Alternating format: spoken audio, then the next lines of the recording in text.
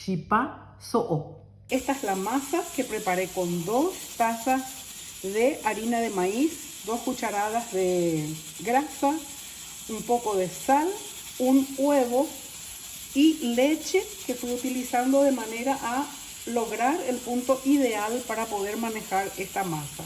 El relleno hice con cebolla picadita, un diente de ajo picadito, comino y pimienta, sal fina a gusto, la carne molida, más que molida, pisada en realidad, la carne pisada. Y al final, al apagar el fuego, le agregué cebollita de verdeo y un poco de perejil.